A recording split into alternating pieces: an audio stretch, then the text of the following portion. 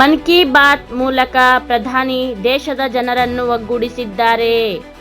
ಇಂದು ಗದಗ ಜಿಲ್ಲೆಯ ಲಕ್ಷ್ಮೇಶ್ವರ ತಾಲೂಕಿನ ಸುರಣಗಿ ಗ್ರಾಮದಲ್ಲಿ ಭಾರತೀಯ ಜನತಾ ಪಕ್ಷದ ಜಿಲ್ಲಾ ರೈತ ಮೋರ್ಚಾ ವತಿಯಿಂದ ಏರ್ಪಡಿಸಿದ ಪ್ರಧಾನಮಂತ್ರಿಗಳ ಮನ್ ಕಿ ಬಾತ್ ಕಾರ್ಯಕ್ರಮ ಸೋರಣಗಿ ಗ್ರಾಮದ ಬೂತ ನಂಬರ್ 192ರ ಶ್ರೀ ಬಸವರಾಜ ಇಟಗಿ ಅವರ ಮನೆಯ ಪಕ್ಕದ ಸಭಾಂಗಣದಲ್ಲಿ ಮಾಜಿ ಮುಖ್ಯಮಂತ್ರಿಗಳು ಹಾಲಿ ಹಾವೇರಿ ಗದಗ ಲೋಕಸಭಾ ಸದಸ್ಯರು ಸನ್ಮಾನ್ಯ ಶ್ರೀ ಬಸವರಾಜ ಬೊಮ್ಮಾಯಿ ಅವರೊಂದಿಗೆ ವೀಕ್ಷಿಸಿ ನಂತರ ಮಾತನಾಡಲಾಯಿತು. ಈ ಸಂದರ್ಭದಲ್ಲಿ ಶಿರಟ್ಟಿ ಮಂಡಳದ ಅಧ್ಯಕ್ಷರಾದ ಸುನೀಲ್ ಮಾಂತೇಶ್ ಶೆಟ್ಟರ್, ರಾಜ್ಯ ರೈತ ಮೋರ್ಚಾ ಕಾರ್ಯದರ್ಶಿಗಳಾದ ಬಸವರಾಜ ಕುಂದಗೋಳಮಠ, ಜಿಲ್ಲಾ ರೈತ ಮೋರ್ಚಾ ಅಧ್ಯಕ್ಷರಾದ ಬಸವರಾಜ ಇಟಗಿ ಸೇರಿದಂತೆ ಹಲವಾರು ಪ್ರಮುಖರು ಉಪಸ್ಥಿತರಿದ್ದರು.